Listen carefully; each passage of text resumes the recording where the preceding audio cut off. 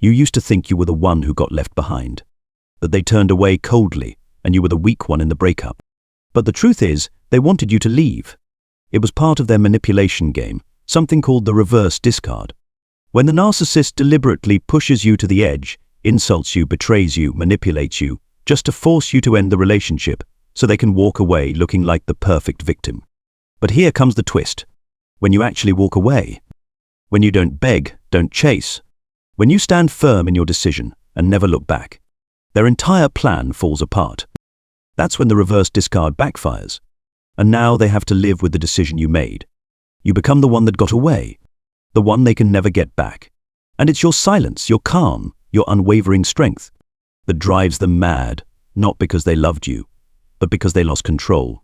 In today's video, we're going to expose this cruel tactic, break down why not going back is the ultimate blow to the narcissist, and most importantly, how you can hold that boundary and never get pulled back into the cycle of pain again.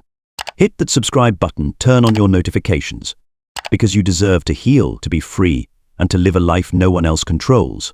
Watch this video till the end, you'll never look at a narcissist the same way again. To understand why the narcissist completely breaks down when you walk away, you first have to understand the strategy of the reverse discard, a covert, toxic psychological tactic that you may not even realize you were trapped in. This isn't about someone who suddenly changed, became cold, or had personal issues. This was a plan. A carefully orchestrated performance in which you, the one who was once cherished like a dream, was slowly pushed to the edge, until you were the one who had to leave, not them. Why do they do this? Because a narcissist never wants to be seen as the bad guy. They don't want to be the one who ends it.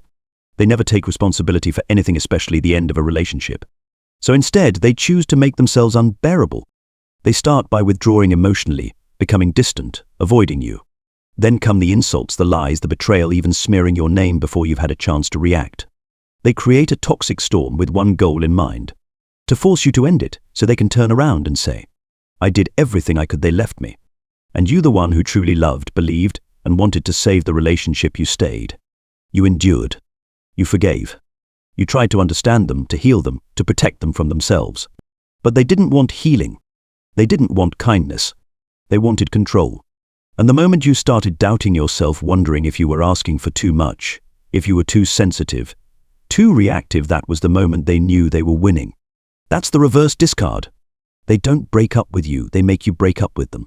So they can exit the relationship playing the perfect victim, while you're left wrestling with thoughts like, was I too harsh? Did I overreact? Should I have waited a little longer? They knew you'd feel that way. They planned on it. But what they never planned for was that you would really leave, not halfway, not circling back, not texting at midnight, not just wanting to talk. You left completely. You cut them off. You got clear. You began to heal. Allele. And that's when everything crumbled for them. A narcissist is never prepared for you to actually be gone. In their mind, you'll cry. You'll come back. You'll beg. But you didn't. You went silent. You vanished. And you rebuilt your life without them and left no door open for their return. That's what drives them into chaos. Because now they have no one left to manipulate. The replacement they had lined up, their so-called new supply, doesn't measure up. They don't submit like you did. They don't respond according to script. And now, the narcissist starts to feel the emptiness.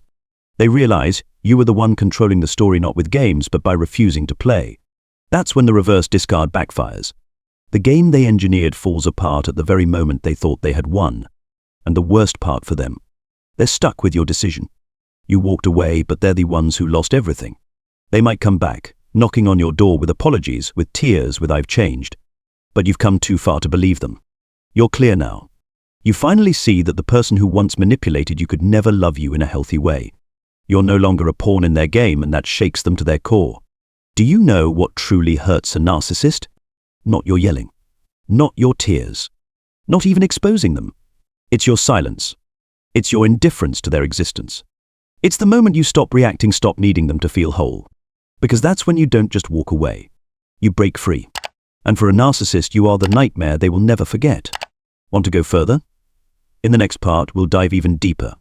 What happens when they try to come back, and why you should never open that door again. Tap that subscribe button, turn on the notification bell. Because your healing begins the moment you truly understand the one who hurt you, and choose once and for all to walk out of that darkness for good. And then one day, when your life is calm again, when your mind no longer loops the question why, when your heart no longer tightens every time you hear their name, they come back. Back. Not because they miss you, not because they regret it, not because they've changed, but because they can no longer control you. They don't come back out of love, they come back because of the void. Because the new supply doesn't give them the admiration, the tolerance, or the emotional reaction you once gave. The new person isn't you.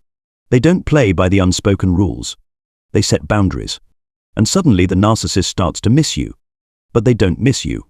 They miss the version of you that was easy to manipulate. And when you're no longer easy to control, when you no longer react the way you used to, they panic. Because this time you're silent. A strange, powerful kind of silence. You're not explaining. You're not defending. You're not giving any final words. You just disappear. And for a narcissist, that silence is the loudest slap in the face. For the first time, they can't predict what you're thinking. For the first time, they can't provoke a reaction. And for the first time, you are completely out of their reach. So they begin to hover, a term from narcissistic psychology that refers to the desperate attempt to suck you back in. And they will try everything. Playing the victim. I've lost everything since you left. I'm falling apart. I can't live without you. Playing the hero who's changed. I've been in therapy. I'm reading books on healing. I'm finally learning how to love you the right way. Guilt tripping you. You really don't care anymore, do you? Are you really that cold now? Sound familiar? All of these are aimed straight at your heart or your compassion, because they know you're the kind of person who feels deeply, who knows how to love, who once wanted to save them. But this time, you know better. You've learned. You can't save someone who doesn't want to change. You no longer believe in the fantasy of healing someone with love, because you've tried. And what you got back was emptiness, pain, and the slow destruction of your own identity. So this time, you stay grounded in your clarity. You don't respond. You don't reopen old messages. You don't let a few fake tears soften your heart. You hold your boundaries, and that is what makes you untouchable. Narcissists don't change. They just upgrade their manipulation. And if you let them back in, they won't return the same. They'll return worse, because now they know your weak spots. They know how to make you second-guess yourself. They know how to trigger guilt over the very boundaries that saved your life. And this time, if you let them back in, you'll lose even more than you did the first time. So remember this. The door you closed wasn't just for them. It was for you. It was a promise that says, I will never betray myself again just to keep a toxic connection alive. I choose peace. I choose freedom. I choose me. You were once a puppet in their play. Now, you're the director of your own story. Don't let them write even one more line in this next chapter you're building. If they come back, let them see that. The person they once thought was weak has become so strong.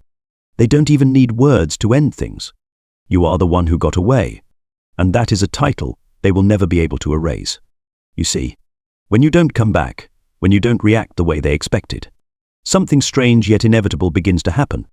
The narcissist begins to unravel. Not on the outside, they'll still look fine, still post happy pictures, still laugh like nothing happened. But the collapse is happening from within, layer by layer. Quiet, intense, and beyond repair. But before we get into those stages, let's be clear about one thing. When you go silent and disappear, you do something they never planned for. Because their entire game only works as long as you're still reacting. As long as you're angry, hurt, hopeful they still have control. But when you no longer turn back, when every hover attempt, every apology, every emotional manipulation falls into silence, the game ends. And that's when their breakdown begins. Stage 1, confusion and denial. At first, they don't believe it. They're just playing the silent treatment. Give it a week. She's definitely going to message. She always does. He thinks he can actually leave me. No way. Narcissists equate their identity with control.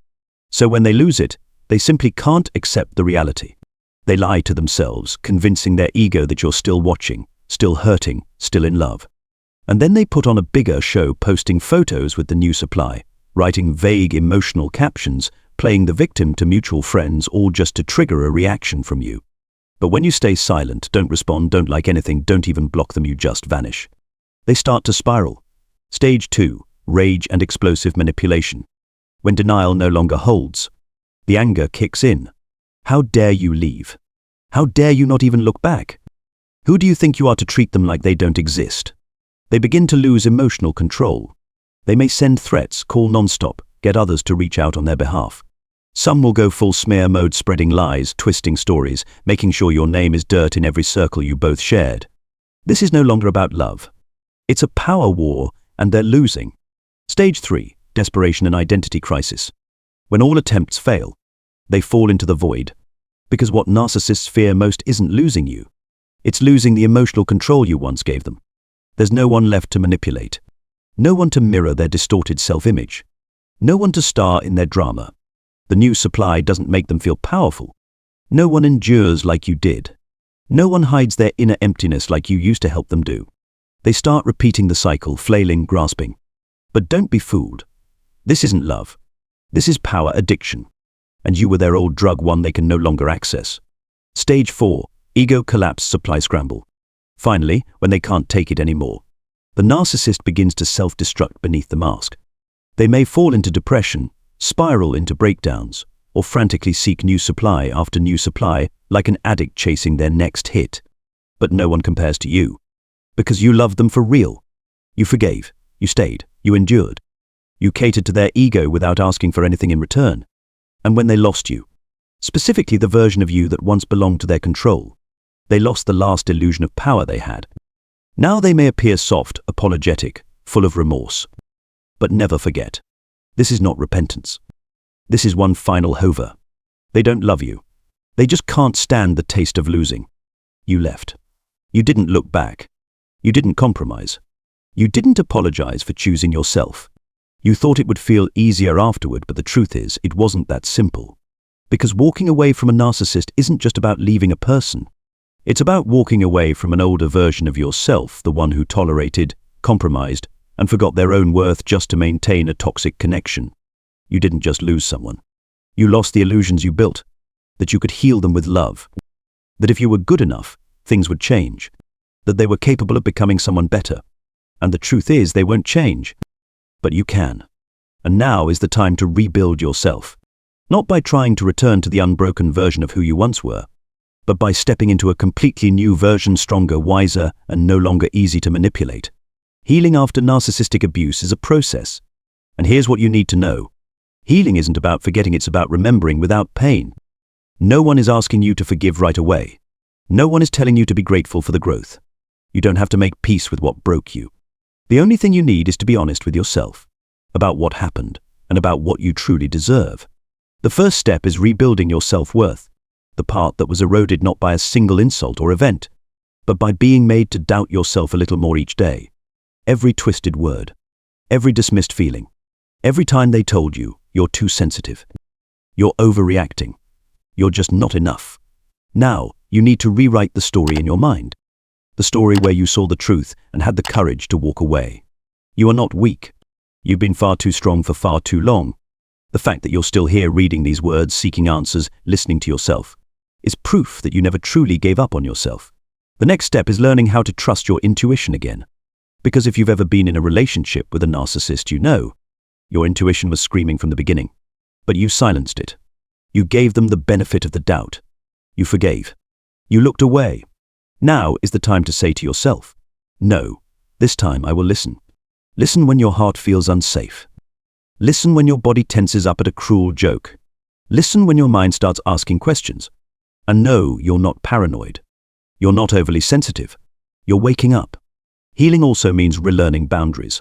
You have the right to say no. You have the right not to reply to a message immediately. You have the right not to explain why you need space. You have the right to walk away from any connection where your intuition says, something's not right here. And most importantly, you have the right to choose yourself without guilt. The narcissist once made you believe that love means sacrifice, that love means enduring, that love means limitless forgiveness. But that wasn't love. That was manipulation. Love is mutual. Love is safe. Love is growth together, not at the cost of one person disappearing. And one day you'll wake up and realize, you don't think about them every morning. You no longer replay the arguments in your head. You're no longer pretending to be okay. Because now you truly are. That peace didn't arrive overnight. It came from small choices each day. From blocking that old number, From sitting quietly with yourself instead of reaching for someone to fill the silence. From saying, "I deserve better than this," and finally believing it. You'll start choosing people who don't make you question your worth.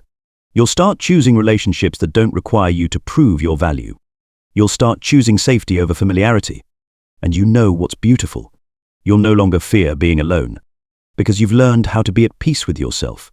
You don't have to become some perfect version of yourself to be worthy of love. You just have to be you, honest, steady, awake. Because the greatest freedom isn't just walking away from them. It's when you no longer want to go back. You don't need to defeat the narcissist. You just need to make sure they never get to defeat you again. The moment you stood up quietly, without noise, without begging, that was already your greatest victory. No one can ever take away the clarity you earned through blood, tears, and courage. You were manipulated into believing you were too much, too weak, not enough. But the truth is, you were simply too much for someone who was never worthy of having you. And today, as you walk away, as you keep living, as you begin to heal, as you start smiling again, you are the one reclaiming the story. Not them. Not their lies. Not their accusations. You. And if today you're still in the healing process, still remembering, still lying awake in the quiet of the night, then hear this. You will make it through. Not because you don't feel pain, but because you've had the courage to face the truth. And truth always sets you free. Keep going. Stay grounded. Be gentle with yourself. Life, freedom, and real love are waiting for you on the other side of the door you just closed on your past. If you see yourself in this story, hit subscribe, leave a comment, and turn on notifications. Healing doesn't have to be lonely, and you don't have to walk this path alone. I'll see you again on the other side of the pain, where you are truly yourself, free, whole, and out of anyone's control. Shalom, peace, you are back.